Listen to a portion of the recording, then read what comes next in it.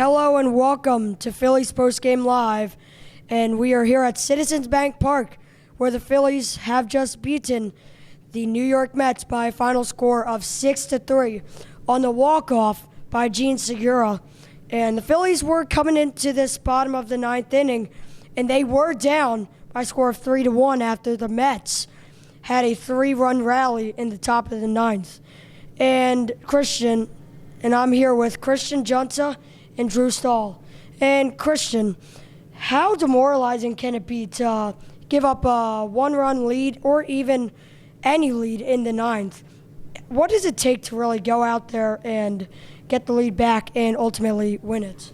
I mean, obviously we were there the other day, and the energy in that stadium just dipped way down. The fans were discouraged. I was obviously not happy. I thought we were going to lose the game, and the final score is 6-3 obviously didn't signify how that game went. You might have said 6-3, offensive breakout, kind of almost like a blowout. But the Phillies only had one run going into the ninth inning, and they were down 2 and eventually won by 3. So I think the score is kind of like very deceiving. But the Phillies really bounced back after that demoralizing top of the ninth inning. And if I'm not mistaken, I believe the Phillies only had 3 hits to the Mets 1. Yeah. Quite interesting. Drew, on the Mets side of things, what went wrong? I mean, that's a big lead to give up. And the thing about the leads is that it's happened all 4 games of this series. Every single game, the Mets have blown at least a 2-run lead. And it just can't keep continuing with the Mets. I mean, they have to find a solution to this bullpen problem, especially they have to figure out, what's going on with Edwin Diaz, because he's blown a couple of saves in this series.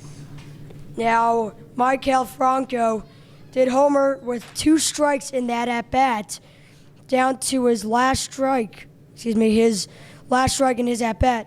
And, Christian, what did you see from Franco on that pitch that really stood out?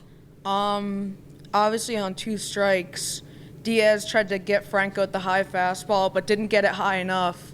And, a hitter like Franco, he definitely has some power in his bat. Especially with a guy like him, he'll get to that most of the time. So Diaz, I understand Franco swings and misses a lot on those high fastballs, but Diaz obviously didn't get it high enough, and Franco obviously took advantage of it. He sure did make him pay. And Gene Segura with that walk-off home run.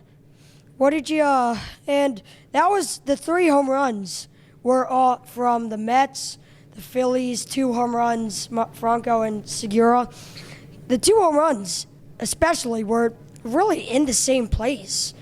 What really happened on that at-bat from Segura? I mean, it was almost like a repeat. Well, you could tell from the way the inning was going. You could just have that sense that the Phillies were going to win this game. You just didn't know in what fashion. And when Diaz missed his spot again, you could just see that ball fly into the same section where Franco hit his. And, this is going to be a real problem for the Mets if their closer, which they acquired from Seattle, can't close these games out, because now they're in the stage of the year where they need to win games to catch up in this division. He was highly regarded as one of the best closers in the league, Edwin Diaz, and he has blown yet another game. The Mets, since May 29th, have blown 10 games, 10 blown saves. That is a very big problem. And, Christian, the Phillies are back on track, but the Mets surely are in a hole. How do you think they can get out of this hole? Honestly, I don't think the Mets can get out of this hole. Some of their best hitters are supposed to be their best hitters.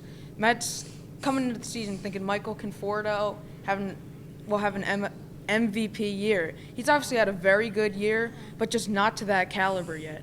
And Robinson Cano has obviously been a huge disappointment for them, so I really don't think they can come back, especially with their bullpen. Very big letdown. And Drew, for the Phillies heading into this series against the Marlins, a little bit of revenge. Maybe the tide turns because of the bamboo plant on the Phil side. Well, as we all know, the Phillies got swept by the Marlins at home last weekend. And I do think the Phillies, I think they're starting to get some of that offensive power back. And it helps when you're playing these lower level teams to try and get some momentum going into the All-Star break, come out and try and make some games up on the Braves. So I think this could not be a better time for the Phillies to start winning these games. And they'll be going up against quite the demoralized Mets. The demoralized Marlins, who are also coming off a series. They are also coming off getting swept by the Washington Nationals. The Phillies will send Velasquez to the mound tonight to face the Miami Marlins in Miami. And that's all we have for you here on Phillies Pregame Live. For Christian Junta and Drew Stahl, have a great night, everybody.